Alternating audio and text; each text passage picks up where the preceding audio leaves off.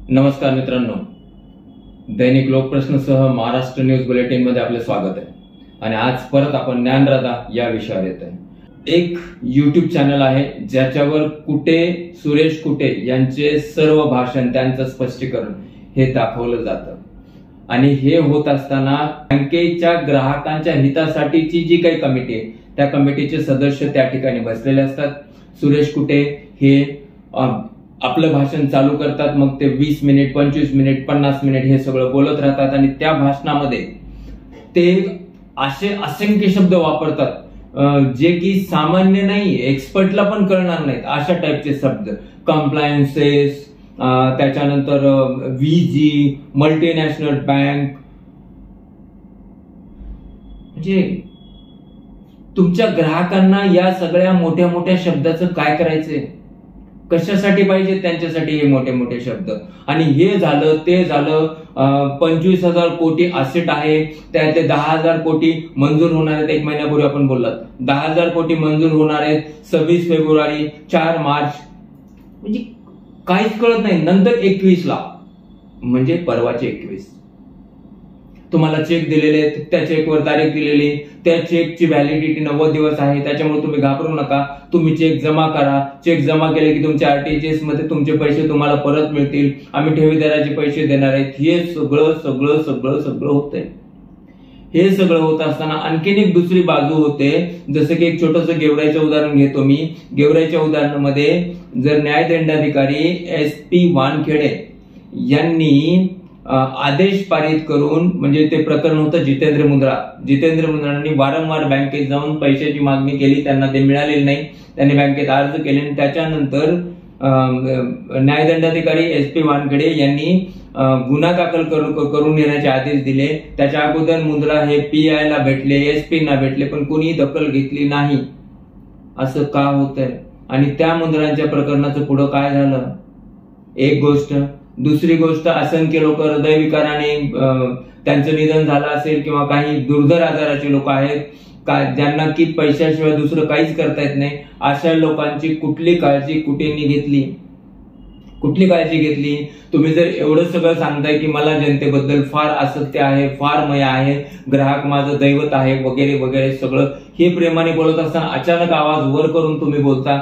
हे सगळं होतं. बऱ्याच तुमच्या ग्राहकांना मी विचारलं तर त्यांचं स्पष्ट म्हणणं आहे, ज्यावेळेस आम्ही मिटिंगला जातो, कारण आम्ही ग्राहकांना बोललो, आम्ही त्यांना म्हणलं की तुम्ही मिटिंगला जाता तर मग तुमचे प्रश्न तिथं का नाही मांडत? तुम्ही पण बोला ना. एकट्या सुरेश कुटेनीच बोलण्यापेक्षा तुम्ही पण तुमची बाजू मांडा. तर त्यांचं स्पष्ट म्हणणं आहे की त्या ठिकाणी बाउन्सर असतात, कोणालाही बोलू दिलं जात नाही, फक्त तेच बोलतात आणि आम्ही ऐकायचं. मग जर तुम्हीच बोलणार आणि हे ऐकणार असतील तर तुम्ही एका रूम मध्ये स्वतःच फेसबुक लाईव्ह किंवा YouTube लाईव्ह करा ना. तिथं तुम्ही ज्यावेळेस बोलवताय ना, कमिटी असते आणि बाकीचे तुमचे ग्राहक आहेत, हे सगळे जर एकत्र येत आहेत तर तुम्ही या मोठ्या मोठ्या शब्द जसं की VG, मल्टीनॅशनल, इंटरनॅशनल, काय काय शब्द तुम्ही वापरता. अचानक आकडे तुमच्याकडे कुठून असतात? अहो, एक कागदार दाखवा ना. एक ठिकाणी तुम्ही कागद दाखवले पण तुमच्या ग्राहकांचं म्हणणं ते झेरॉक्स आहे. कुठे साहेब? तुम्हाला जर हे सगळं मांडायचंय, तुमचं जर मन आज पण प्रामाणिक आहे, तुमच्या मनातून जर तुम्हाला ग्राहकांचे पैसे द्यायचे तर तुम्ही एक काम करा ना. हे जे तुमचं इंग्रजीचं सगळं चाललंय ना, मल्टीनॅशनल, कम्प्लायन्सेस, या सगळ्या गोष्टी साध्या भाषेत मांडण्याचा प्रयत्न करा. जसं तुम्ही व्हिडिओच्या माध्यमातून तुम्ही लोकांना संपर्क करण्याचा प्रयत्न करताय. तुमच्याकडे एक्सपर्ट टीम आहे, एक PDF करा. त्या PDF मध्ये तुमचे हे सगळे पेपर्स देऊ नका, पण त्या पेपरचे रेफरन्सेस द्या. तुमचं बॅलन्स शीट कुठे आहे? कुठे आहे तुमचं बॅलन्स शीट? तुमच्या बँकेचं बॅलन्स शीट लोकांच्या समोर का नाही आणत? तुम्ही का नाही आणत? ज्यांच्या FD आहेत ना, अशा सगळ्या लोकांना तुम्ही बोलवा, त्यांना फोन करा, त्यांना सांगा की तुमच्या FDचं या वर्षाचं स्टेटमेंट घेऊन जा, त्याच्यावर तुम्ही शिक्के मारून स्टेटमेंट द्या. Authenticity water. तुमचं ज्ञानराधा बँकेचं बॅलन्स शीट, तुमच्याकडे केलेली बॅलन्स शीट काय दाखवून माहिती का? तुमच्याकडे केलेली FD आणि त्या FDचा नेमका तुम्ही वापर काय केला? तुमच्या ज्ञानराधाचे कुठले पैसे तुम्ही कसे खर्चले? येऊ द्या ना लोकांसमोर. जर तुम्ही पोटतिडकीने सांगताय की मला कोणाचाही पैसा बुडवायचा नाहीये, मला फार त्रास होतो, मग या त्रासामध्ये तुम्ही कधी कर्मचाऱ्याला बोलून टाकता, कधी ग्राहकांना सांगता की तुम्ही केस करू नका, असं करू नका, त्याच्याने नुकसान होईल. नेमकं तुम्हाला म्हणायचे काय हेच कळत नाही ना कुठे साहेब. जर तुमचा उद्देश प्रामाणिक आहे तर करा जाहीर तुमच्या ज्ञानराजाचं बँक स्टेटमेंट, करा जाहीर 1 वर्षाचं, करा ना जाहीर. मार्च झाला ना, आता मार्च पर्यंत तुमचे बँक स्टेटमेंट मागच्या 1 वर्षाचं कमीत कमी जाहीर करा. कळू द्या ना लोकांना की नेमकं तुम्ही त्या लोकांनी जमा केलेला पैसा कुठं वापरलाय. कळू द्या ना, ज्ञानराजाचा पैसा कुठे ग्रुपसाठीच वापरला का इतर ठिकाणी वापरला हे पण कळू द्या. तुमच्या 7/12वरचा बोजा हा विषय तर नंतरच राहतोय. तुम्हाला इतके सगळे बँकेने आता तुम्ही त्या 1 महिन्यापूर्वीचं जे तुमचं भाषण आहे त्या भाषणामध्ये, मी भाषणच म्हणतो मुद्दाम, त्या भाषणामध्ये तुम्ही सांगितलं की मला काय कोणाच तरी बँकेचं देणं, अरे इतके मोठे मोठे शब्द एक्सपर्टला कळणार नाहीये. तुमच्या बाजूला बसलेले जे एक्सपर्ट आहेत टॅक्स फील्ड मधले त्यांना पण ते शब्द कळत नसतील तुमच्या त्या व्हिडिओमध्ये, तर सामान्य जनतेला काय करणार. आणि सामान्य जनतेला तुमच्या एवढ्या मोठ्या मोठ्या गप्पाशी काय गरज आहे, काय गरज आहे. जर तुम्ही हे सगळं ज्ञानराजाचं प्रकरण उघडं झाल्यानंतर 8 दिवसांनी कुठे मॅडम यांनी जर लोकांना सांगितलं असेल की नाही चिंता नका करू 8 दिवसात पैसे येतील, 8 दिवसाचे 8 महिने झाले, मग तुम्ही लोकांना शांत राहण्याचं आश्वासन आणि आमिषाचं आव्हान कसं काय करू शकता, कसं काय करू शकता. असं काहीतरी कॉन्क्रीट मांडा जेणेकरून तुमचे हे इंग्रजी शब्द नको, हे इंग्रजी शब्द तुमच्याकडेच ठेवा, तुमच्याकडेच ठेवा. त्या कमिटी कोणाला समजत असतील त्यांना समजू द्या. सामान्य जनतेला इंग्रजी शब्द समजणार नाही तर तुम्ही त्या पसाऱ्यात पण पडू नका. काही किती मोठं फॉरेन फंडिंग अँड शेअर बद्दल 2500 पानांचे अग्रीमेंट, अरे बापरे. पण आणि पुन्हा म्हणायचं ते आमचं MSME मध्ये नोंद नव्हती म्हणून ते आलेले फंड परत गेले. अहो तुम्ही व्यवहार करता की काय करता, बिझनेस करता की काय करता. MSME हे सामान्य माणसाला माहिती, तुम्हाला माहित नव्हतं. कुठले फंड आले, कधी परत गेले, कागद तर दाखवा. ठीक आहे, तुमचं हे सगळं मान्य केलं. आजारी, दुर्धर आजारी, ज्यांना आता अर्जंट मदतीची गरज आहे, अशा किती लोकांना तुम्ही मदत केली सांगा. ह्या लोकांना मदत करण्यापेक्षा तुमच्याकडं 5 ते 60 कोटी, हो आकडा थोडस टेन्शन देणार वाटतोय, 5 कोटीपासून 60 कोटी पर्यंत जे तुमच्याकडे काही ठेवीदार आहेत त्यांना तुम्ही मदत केली की नाही हे पण सांगा. तुम्ही मध्ये म्हणलात फंड आले त्याच्यातले काही वाटले गेले, कुणाला वाटले गेले. येऊ द्या ना यादी समोर, लोकांना समाधान वाटन, त्यांना कळन की नाही राव याच्यातला काहीतरी पैसा वाटला जातोय. येऊ द्या ना. नुसतंच वाटले गेले, कोणाला वाटले गेले. त्या लोकांना वाटले गेले का ज्यांना इन्कम टॅक्स वाचवायचा होता आणि त्यांनी तुमच्याकडे पैसे दिले, त्या लोकांना वाटले गेले का. बरं कुठे साहेब, हे सगळं तुम्ही बोलत असताना तुम्ही आणखीन एक खूप सुंदर पॉलिसी केली. तुम्ही खूप हुशार बिझनेसमॅन आहात. तुमच्या बँकेचा व्यवस्थापक, तुमच्या बँकेचे कर्मचारी हे प्रत्येक व्यापाऱ्याकडे, प्रत्येक शेतकऱ्याकडे घरी जाऊन सकाळच्या वेळेस त्यांना समजून सांगतात की नाही आमच्याकडे पैसे, आमच्याकडे व्याज जास्त आहे, तुमचा फायदा होईल. घरी कुठं पैसे ठेवता, घरी पैसे ठेवले तर तुमचं नुकसान होऊ शकतं.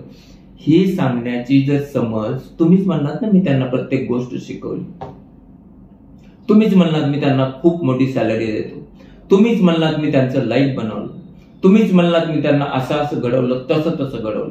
त्या घडवण्याचाच भाग हा होता ना की तुम्ही त्यांना शिकवलं. प्रत्येकाच्या घरी जा, त्यांना काहीतरी आमिष दाखवून, व्याज जास्त आहे हे ते सगळं दाखवून आपल्याकडे पैसे आणा, तुम्हीच म्हणलात.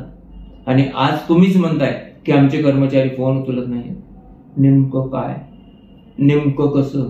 तुम्ही सांगितलेली एक गोष्ट तुमचे कर्मचारी ऐकतात आणि दुसरी गोष्ट ऐकत नाही का. असंख्य शेतकरी ज्यांचे पीक गेले आणि त्यांचे पैसे तुम्ही तुमच्या खात्यात घेतले, गोड बोलून, भीती दाखवून, आमिष दाखवून. रेल्वे गेली, रोड गेले, याचे पण सगळे पैसे तुम्ही घेतले. करमाड एक ठिकाण आहे, आम्ही करतोय तिथलं पण सगळं करतोय. आजच मला तिथून फोन येत आहेत. हे का.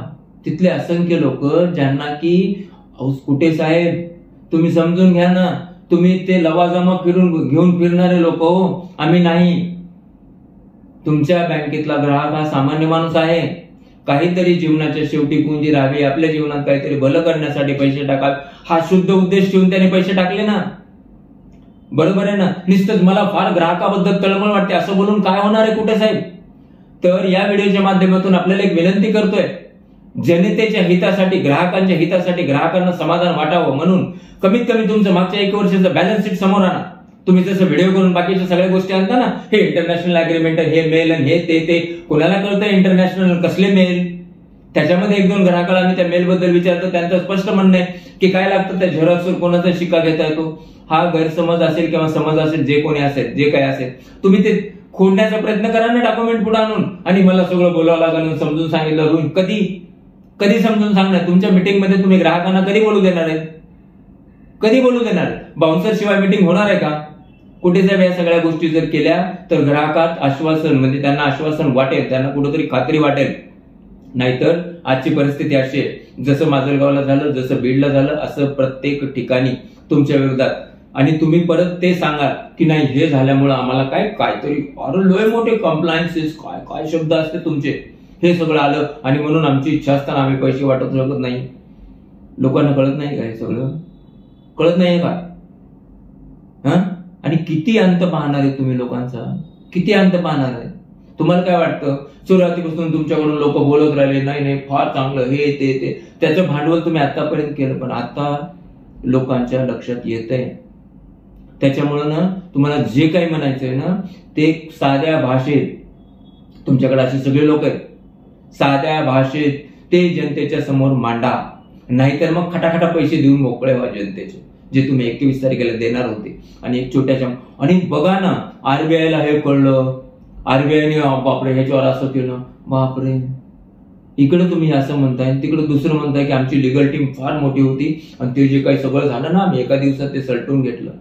इकडे म्हणायचं, इकडे आरबीआयला म्हणायचं, आणि त्याच्यामुळे 21 तारखेचे पैसे देणं होत नाहीत म्हणायचं. एका दिवसात सलटणं म्हणल्यावर किती तारीख आली पुढची? 22, चला 24, 25. पण तुम्ही त्यावेळेस सांगता की आता पुढची तारीख मला देईल पैसे, पण मला ते नक्की सांगता येत नाही. अहो किती कन्फ्युजन. आणि हे तुमचं कन्फ्युजन लोकांना परेशान करताय ना. या तुमच्या राड्यामध्ये ज्यांचा जीव जातोय, ज्यांचा दुर्धर आजारावर उपचार होत नाही, त्याला जिम्मेदार कोण आहे? तर या व्हिडिओच्या माध्यमातून आणखीन एकदा परत आपल्याला विनंती करतोय की जे काही तुमच्याकडे हे जे आहे ना कम्प्लायन्सेस आणि काय VG, मल्टीनॅशनल आणि असे काय ते जे आहे सगळं तुमचं साध्या भाषेमध्ये मांडण्याचा प्रयत्न करा. तुमचं ऑडिट, बॅलन्स शीट लोकांसमोर मांडा, लोकांना कळू द्या. नांदातांनी त्यांनी जे लोकांनी ठेवी ठेवल्या त्यांचा उपयोग योग्य केला कळू द्या, कुठल्या पर्पज साठी केला हे कळू द्या, तुमच्या स्वतःसाठी केला का जनहितासाठी केला, जेणेकरून ज्ञानराजाची फंडिंग वाढत जाईल आणि मग तुम्ही लोकांना जास्त मोबदला देत असाल. साहजिक आहे ना, बँकिंग मध्ये आहेत ना तुम्ही, साहजिक आहे ना. हे लोकांच्या समोर येऊ द्या ना. हे जर लोकांच्या समोर आलं तर लोक आश्वस्त होतील आणि मग तुम्हाला आणखीन जो पाहिजे, तुम्ही जे म्हणताय वेळ पाहिजे वगैरे, 8 महिने तर घेतलेच, आणखी जे काही पाहिजे ते पण मिळेल ना. पण हे प्रूफ द्यावे लागते ना तुम्हाला. तर आजच्या व्हिडिओमध्ये एवढंच.